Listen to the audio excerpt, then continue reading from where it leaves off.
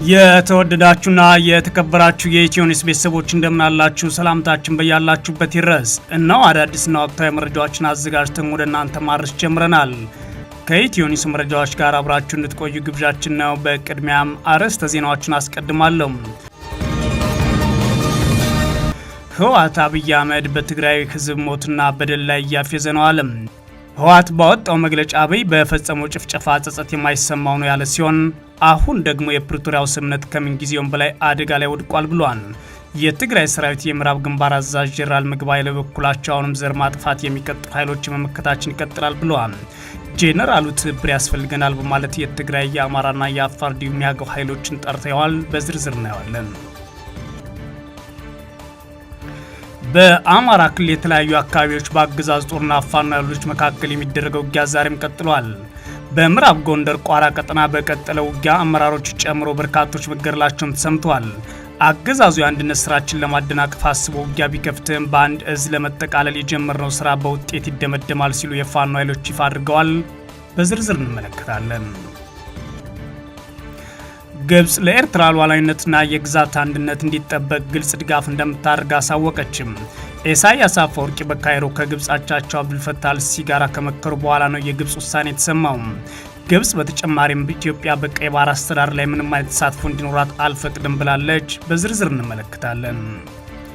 የኢትዮጵያ ኦርቶዶክስ ተዋሕዶ ቤተክርስቲያን ቋሚ ሲኖዶስ በኦሮሚያ ክልል ምስራቅ አርሲ ዞን የተለያዩ ወረዳዎች በእምነቱ ተከታዮች ላይ የተፈጸመውን ጥቃት አስመልክቶ ባወጣው መግለጫ መንግስት ሲል የብልጽግናን አገዛዝ የዜጎች መብት ይጠብቃል። በምስራቅ አርሲ በጉና በመርቲ በሽርካና በሆሎቆ ዋቢ ወረዳዎች ውስጥ የሚገኙ አብያተ ክርስቲያናትና የእምነት ተከታዮች ላይ ማንነታቸው ያልታወቁ ኃይሎች ጥቃት ፈጸሙ ነው ያለው። በዝርዝር እናየዋለን። የአሜሪካው ፕሬዝዳንትና የቻይናው አቻቸው ዢ ጂንፒንግ ከ6 ዓመት በኋላ ለመጀመሪያ ጊዜ በደቡብ ኮሪያ ተገናኝተው ከተነጋገሩ በኋላ ዶናልድ ትራምፕ ድንቅ ውይይት ማካሄዳቸውን ይፋ አደረጉ። የሁለቱ ፕሬዝዳንቶች መገናኘትና መነጋገር በመካከላቸው የተፈጠረውን የንግድ መካረር ያረግባል የሚል ተስፋም ፈጥሯል። አብራችሁን ስትቆዩ እነዚህና ሌሎችን ትሰማላችሁ። መልካም ቆይታ ያውላችሁ። ህወሓት አብይ አህመድ በትግራይ ህዝብ ሞትና በደል ላይ እያፌዘ ይገኛል አለ። ህወሓት ባወጣው መግለጫ አብይ አህመድ የፈጸመው ጭፍጨፋ ጸጸት የማይሰማው ነው ያለ ሲሆን አሁንም የፕሪቶሪያው ስምምነት ከምን ጊዜውም በላይ አደጋ ላይ ወድቋል ብሏል። የትግራይ ሰራዊት የምዕራብ ግንባር አዛዥ የሆኑት ምግባይ ለበኩላቸው አሁንም ዘር ማጥፋትን የሚቀጥሉ ኃይሎች መመከታችን እንቀጥላለን ብለዋል። ከሰሞኑ የብልጽግናው ጠቅላይ ሚኒስትር አብይ አህመድ በፓርላማ ላደረጉት ንግግር ህወሓት በግልጽ ምላሽ ሰጥቷል። አብይ የፕሪቶሪያውን ስምምነት የፈረምነው ከጌታቸው ረዳ ከጀነራል ጻድቃን እና ካሰፋ አብርሃ ጋር ነው ማለቱ ይታወሳል። ህወሓት ለዚህ በመግለጫው ለሰጠው ምላሽ ግለሰቦችን ሳይሆን ስምምነቱን መተግበር አለመተግበሩ ላይ ትኩረት እናድርግ ያለ ሲሆን ይህም አብይ ሆን ብለውና እያወቁ በትግራይ ህዝብ ላይ በደሎች እንዲቀጥሉ የማስቻል እየተጠቀሙበት ያለ ስልት ነው ብሏል። ህዝባችንና መሬታችን ተወሯል። ይህን ማስወጣት የነበረበት በፕሪቶሪያው ስምምነት መሰረት የፌዴራሉ መንግስት ነው ያለው ህወሓት ይህንን ደግሞ በስምምነታችን መሰረት ማስቆም አልቻለም። ይህም እየተደረገብን ያለው አጠቃላይ እንደማጥፋት እንቆጥረዋለን ብሏል። ከመቼውም ጊዜ በላይ በዚህም ሁኔታ ምክንያት የፕሪቶሪያ ስምምነት አደጋ ላይ ወድቋል ነው ያለው ህወሓት በመግለጫው ያገዛዙን ጠቅላይ ሚኒስትር አብይ አህመድ በህዝብ ተወካዮች ምክር ቤት ባደረጉት ንግግር የትግራይ ጦርነት የ2 ወራት ጦርነት ነበር፣ እንዲሁም ግጭት ነበረው ማለት የጠቀሱ ሲሆን በብዛት የተዋጋ ነው ከወለጋ ጋር ነው፣ ከትግራይ የበለጠ ነው ተዋግተናል ያልነው ባለበት የጠቀሱት ላይ ላለፉት 5 ዓመታት የቀጠለው የጄኖሳይድ ዘመቻ አቅለው ማቅረብ ሞክረዋል ማለትም ከሷል። ይህ የአብይ አህመድ ንግግር በትግራይ ህዝብ ሞትና ስቃይ ላይ ምን ያህል እየተሳለቁና እያፌዙ እንደሆነና ለቀድሞ ጥፋታቸው ንስሐ እንደማይገቡ ያሳየን ሆኗል ብሏን ህወሓትም ጨምሮም አብይ በወለጋ ከትግራይ በበለጠ ተዋግተናል ማለቱን ያስታወሰው ህወሓት ይህ አይነት ንጽጽር በህዝብ ላይ የሚፈጸም ጄኖሳይድ ማቃለል ነው ያለ ሲሆን ይህም የወለጋ ህዝብን የሚደርስበት ጭፍጨፋ የሚፈጸምበት ጥቃት እንዲቆም እንጠይቃለን ብሏል። የፕሪቶሪያው ስምምነት የግጭት ማቆም ስምምነት ማለት የተጠቀሰው ህወሓት ከመቼውም ጊዜ የበለጠ አሁን ላይ አደጋ ላይ መውደቁን ዓለም አቀፍ ማህበረሰብ ማወቅ አለበት ብሏል።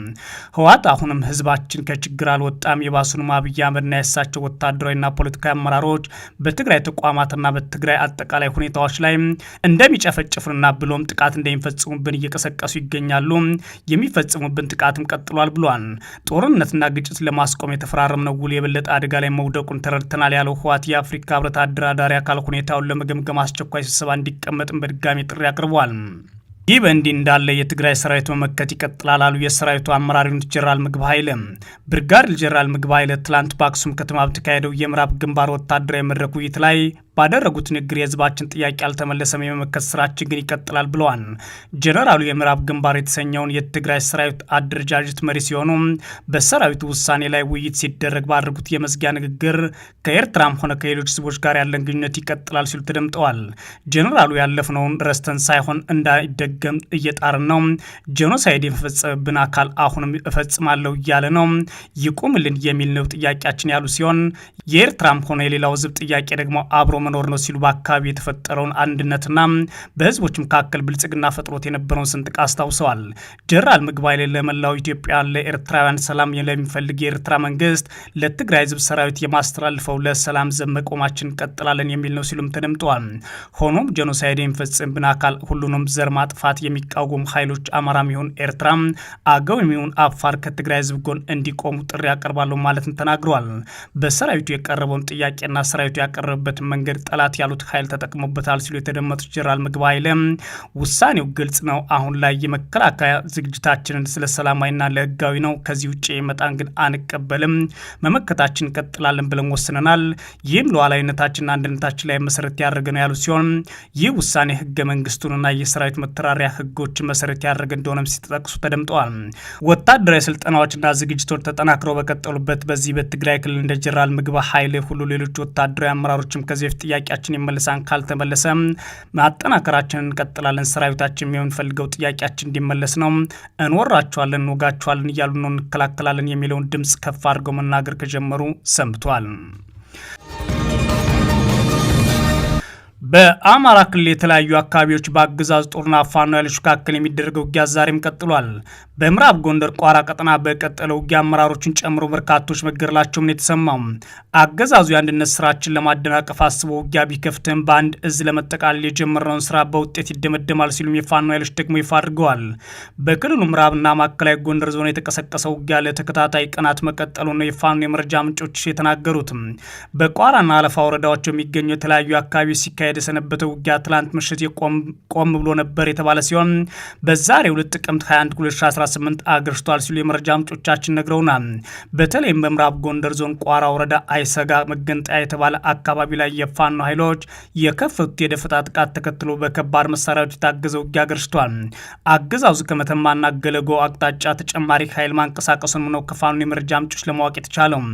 ከጥቅምት 18 2018 ዓ.ም ጀምሮ በቀጠናው በተቀሰቀሰው ውጊያ ቋራ ወረዳ የ404ኛ ኮር አንድ ሬጅመንት የአገዛዙ ጦር በፋኖ ኃይሎች መደምሰሱን የመረጃ ምንጮች አመላክተዋል። በውጊያው በፋኖ አባላት ላይም ጉዳት መድረሱን የተሰማው አገዛዙ ድሮን ጨምሮ ሜካናይዝድና ኮማንዶ ጦሩን ባሰለፍበት በዚህ ውጊያ በፋኖ በኩል የአማራ ፋኖ ብሔራዊ ኃይል ሰሜን አማራ ቀጠና በላይ ዘለቀ እዝና አፋድ ጎንደር ጠቅላይ ግዛት እዝ በጥምረት መሰለፋቸውም ተሰምተዋል። የሁለቱ የፋኖ እዞች አመራሮች የሚያደርጉትን የአንድነት ውይይት ለማደናቀፍ የአገዛዙ ጦር ለተከታታይ ቀናት ውጊያ መክፈቱን የተናገሩት የፋኖ የመረጃ ምንጮች አገዛዙ ጊዜ ለማባከን ከሞከር ባለፈ የሁለቱን እዞች አንድነት አያስቀረውም ሲሉም ተናግረዋል። የአማራ ፋኖ ብሔራዊ ኃይል ሰሜን አማራ ቀጠና በላይ ዘለቀ እዝና አፋድ ጎንደር ጠቅላይ ግዛት እዝ አመራሮች ከዚህ ቀደም በአንድ እዝ ስር ለመጠቃለል ውይይት መጀመራቸውን በመጥቀስ በሳምንት ጊዜ ውስጥ ጨርሰው ለህዝብ ይፋ እናደርጋለን ማለታቸው መዘገባችን ይታወሳል። በተመሳሳይ ከመተከል ማንቦክ ጃዊ አቅጣጫ ወደ ቋራ ሲንቀሳቀስ በነበረው የአገዛዙ ጦር ላይ የአማራ ፋኖ ብሔራዊ ኃይል ምዕራብ አማራ ቀጠና ቴዎድሮስ ውጊያ እንደከፈተበት የአካባቢ መረጃ ምንጮች ለኢትዮ ኒውስ ተናግረዋል። የአገዛዙ ጦር ለተከታታይ ቀናት ውጊያ ወደ ቀጠለበት ቋራ ቀጠና ኃይል ለመጨመር ሲንቀሳቀስ ነው ጎጃም ጃዊ ቀጠና ፋኖ ውጊያ የተከፈተበት ተብሏል። በክልሉ አገዛዙ ጦርና ፋኖ ኃይሎች መካከል የሚደረገው ውጊያ በወሎ ቀጠና የተለያዩ አካባቢዎችም ዛሬም ቀጥሏል። በዛሬው ዕለት ከወልዲያ ቅርብ ርቀት ስሪንቃ ዙሪያ ውጊያ እየተደረገ መሆኑን የተናገሩት የኢትዮ ኒውስ የመረጃ ምንጮች በአካባቢው አገዛዙ ከወልዲያ አቅጣጫ ወደ ስሪንቃ በተኮሰው ከባድ መሳሪያ ንጹሃን ነዋሪዎች ተጎድተዋል ተብሏል። በስሪንቃ አካባቢ የሚደረገው ውጊያ ከንጋት ጀምሮ ሲቀጥል በተመሳሳይ ትላንትናና ዛሬ በጋሸና ዙሪያ በተደረገው ውጊያው ከፍተኛ ሰብአዊና ቁሳዊ ጉዳት ተመዝግቧል ሲሉ የኢትዮ ኒውስ የመረጃ ምንጮችም ጨምረው ተናግረዋል። በቆቦ ከተማ አቧሬ ተብሎ የሚጠራ አካባቢ ደግሞ የአካባቢው የብልጽግና አመራሮች በሌሊት በፋኖ ኃይሎች ተይዘው መወሰዳቸውን ተከትሎ በአካባቢው ውጥረት ነግሷል ሲሉ ነዋሪዎች ነግረውናል። በሌላ በኩል አገዛዙ በሰሜን ጎንደር ዞን ዳባት ወረዳ ጽንፈኛ ያላቸውን 120 ሰዎችን በትጥቅና ያለ ትጥቅ እጃቸውን ሰጡ ሲል አስታውቋል። የፋኖ ኃይሎች በኩላቸው በሰሜን ሸዋ ዞን ሚዳና ሬማ ቀጠና 264 የሚሊሻ አባላት ወደ ፋኖ ተቀላቅለዋል ብለዋል። ይህ በእንዲህ እንዳለ አገዛዙ በአማራ ክልል የብልጽግና አሰራር ባለባቸው ሁሉም ከተሞች ጀግናዎች የውጭ ባንዳዎችና የውስጥ ባዳዎች ቅዠት በማምከን አንጸባራቂ ድሎች እናስመዘግባለን በሚል መሪ ቃል የፋኖ ኃይሎችን በባንዳነትና የባዳነት ተላላኪነት የሚሆኑ ጅሉ ስብሰባዎች እያደረገ እንደሆነ መመሪያ ማስተላለፉን የኢትዮኒውስ የመረጃ ምንጮች አጋልጠዋል። የስብሰባዎቹ ዓላማ ፋኖ መወንጀልና ማጥላላት ነው ያሉት የመረጃ ምንጮች ስብሰባው በየአካባቢዎቹ የሚገኙ የብልጽግና አመራሮችና የአገዛዝ ጦር አዛዦች እንዲመሩት ይደረጋልም ተብሏል። ግብጽ ለኤርትራ ሉዓላዊነትና የግዛት አንድነት እንዲጠበቅ ግልጽ ድጋፍ እንደምታደርግ አሳወቀችም። ኢሳያስ አፈወርቂ በካይሮ ከግብጽ አቻቸው አብዱል ፈታህ አልሲሲ ጋር ከመከሩ በኋላ ነው የግብጽ ውሳኔ የተሰማው። ግብጽ በተጨማሪም ኢትዮጵያ በቀይ ባህር አስተዳደር ላይ ምንም አይነት ተሳትፎ እንዲኖራት አልፈቅድም ብላለች። አብይ አህመድ በፓርላማ ኤርትራና ሌሎች ሀገራትን በግልጽ ካስፈራሩ በኋላ ነው የኤርትራው ፕሬዝዳንት ኢሳያስ አፈወርቂ ለ5 ቀናት ወደ ካይሮ ለልዩ ጉብኝትና ውይይት ያመሩት። ኢሳያስ አፈወርቂ የህዝባቸው ቁጥር ተጠቅሶ በአብይ አህመድ የ1 ዓመት የኢትዮጵያ ህዝብ እድገት ነው ከተባለባቸው በኋላ ወደ ካይሮ ያመሩት ግልጽ ወታደራዊና ፖለቲካዊ ትብብሮችን መስመር ለማስያዝ ነው ተብሏል። አብይ የኤርትራን ህዝብ 3 ሚሊዮን መሆኑን ጠቅሰው ገድለው ጨርሰው ቀይ ባህር ለመያዝ ደግሞ 3 ሚሊዮን የሚሆን ኢትዮጵያን ቢሞቱባቸው አስበው በ1 ዓመት ውስጥ የሚተኩት መሆኑን በተዘዋዋሪ ከጠቀሱ በኋላ የጦርነቱ ጉዳይ ቀሪ ነው ወደሚል ድምዳሜ ተሸጋግሯል። ከኢሳያስ አፈወርቂ ጋር የመከሩትና ጥሪ አድርገውላቸው በግብጽ ሙዚየም ውስጥ ኢሳያስን ያገኙት የግብጽ ፕሬዝዳንት አብዱል ፈታህ አልሲሲ ኤርትራ ሉዓላዊነቷና የግዛት አንድነቷ እንድታስጠብቅ ግብጽ ድጋፍ ለማድረግ ቁርጠኛ መሆኗን ይፋ አድርገዋል። ፕሬዝዳንቱ ካይሮ ውስጥ ከፕሬዝዳንት ኢሳያስ አፈወርቂ ጋር በተወያዩበት ወቅት ሁለንተናዊ አጋርነታችን ለኤርትራ እንደሚያሳዩ እናረጋግጣለን ሲሉ ተደምጠዋል። ፕሬዝዳንት ኢሳያስ ግብጽ በአፍሪካ ቀንድ መረጋጋት ለማስፈንና ልማት ለማምጣት የምታደርገውን ጥረት አድንቀዋል የተባለ ሲሆን ሁለቱ መሪዎች የቀይ ባህርን ጸጥታ ለማረጋገጥና የባህር ትራንስፖርት ደህንነትን ለማስጠበቅ በቅንጅት እንሰራለን ሲሉም ተደምጠዋል። መሪዎቹ ለሱዳን ጦር ሰራዊት ድጋፍ መስጠት እንደሚያስፈልግ አጽንኦት ሰጥተዋል ተብሏል። አብይ አህመድ በአንጻሩ ለሱዳኑ አርኤስኤፍ ድጋፍ የሚያደርግ ሲሆን ግብጽና ኤርትራ ደግሞ ለሱዳን ጦር ድጋፋቸውን አጠናክረው የሚቀጥሉበት ሁኔታ ላይ ጭምር ተወያይተዋል። በሌላ በኩል ግብጽ ኢትዮጵያ ወደ ቀይ ባህር አስተዳደር እንድትገባ ወይም ቀይ ባህርን በባለቤትነት እንድታገኝ አልፈቅድም ብላለች። የአገሪቱ የውጭ ጉዳይ ሚኒስትር ባድር አብድላቲ እንዳሳወቁት ኢትዮጵያ በቀይ ባህር አስተዳደር ላይ ምንም አይነት ተሳትፎ እንዲኖራት አንፈቅድም ብለዋል። የብልጽግናው መሪ አብይ አህመድ ኤርትራ ጨምሮ የባህር በር እንዳናገኝ አድርገውናል ያሏቸውን ኃይሎችና ሀገራት እንወራቸዋለን፣ አትችሉንም በማለት ካስፈራሩ በኋላ በቀጠናው ከፍተኛ ውጥረት ተፈጥሯል። ይህም ውጥረትም አሁን ላይ ወደ ጦርነት ያመራል የሚሉ ብዙዎች ሲሆኑ ኢሳያስ አፈወርቂ ሁለንተናዊ ወዳጃችን ከሚሏት ግብጽ ጋር ሁለንተናዊ ድጋፍ የሚያስገኛቸውን ውይይት ከጀመሩና 5 ቀናት ይቆያሉ ከተባለ ነው ዛሬ 2ኛ ቀናቸው ነው። የግብጽ ፕሬዝዳንትና ሌሎች ባለስልጣናት የኤርትራ ሉዓላዊነትና የግዛት አንድነት ለማስጠበቅ እንዲሁም ኢትዮጵያ ወደ ቀይ ባህር እንዳትወጣ ለማድረግና በዛም አስተዳደር ተሳትፎ እንዳይኖራት ሙሉ ለሙሉ አቅማችን እንጠቀማለን የሚለው ድምፅም እየጨመረ መጥቷል። የኢትዮጵያ ኦርቶዶክስ ተዋሕዶ ቤተክርስቲያን ቋሚ ሲኖዶስ በኦሮሚያ ክልል ምስራቅ አርሲ ዞን የተለያዩ ወረዳዎች በእምነቱ ተከታዮች ላይ ተፈጸመ የተባለውን ጥቃት አስመልክቶ ባወጣው መግለጫ መንግስት ዜጎችን ይጠብቅልኝ አለ።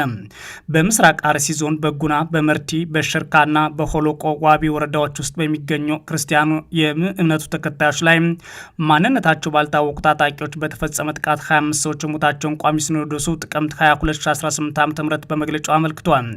ቋሚ ሲኖዶሱ በመግለጫው ላይ ጥቅምት 14 በሌሊት በጉናና መርቲ ወረዳ 17 የእምነት ተከታዮች፣ ጥቅምት 17 ሌሊት ደግሞ በሸርካ ወረዳ 3 እንዲሁም ጥቅምት 18 ሌሊት በሆሎቆ ወረዳ 5 የእምነቱ ተከታዮች በድምሩ 25 ኦርቶዶክሳውያን ሀገራችንና ምድራችን ብለው በሰላም በተገኙበት በድንገት ማንነታቸው ባልታወቁ ታጣቂዎች ተገድለዋል ብሏል። ሲኖዶሱ ግድያውን ከዕለት ወደ ዕለት እየተባባሰ ነው ያለ ሲሆን ይህን አስመልክቶ ከምስራቅ አርሲ ሀገረ ስብከት የተላከው ሪፖርት ተመልክቻለሁ ያለ ሲሆን በከባድና በጥልቅ ሀዘን ስሜት ውስጥ ይገኛሉ ብሏል። በምስራቅ አርሲ ሀገረ ስብከት እንዲህ አይነት ድርጊት በተደጋጋሚ ሲፈጸም ቆይቷል ያለው ቋሚ ሲኖዶሱ እንዲህ አይነቱ አስረዋሪ ድርጊት በቅዱሳን መጻሕፍትም ሆነ በሰው ልጅ ሰብአዊ መብት ተቀባይነት የለውም ብሏል።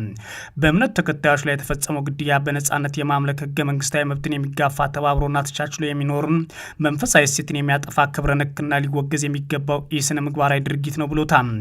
የኢትዮጵያ ኦርቶዶክስ ተዋሕዶ ቤተክርስቲያን ቋሚ ሲኖዶስ ድርጊቱን በጽኑ በማውገዝ ጉዳዩ በቀጥታ የሚመለከታቸው የብልጽግና መንግስት አካላት ይህንን ኢሰብአዊ ድርጊት እንዲያወግዙ በህገ መንግስቱ የተረጋገጠውን በህይወት የመኖርና የእምነት ነጻነት ወቅት እንዲያስከብሩ ጥሪ አድርገዋል።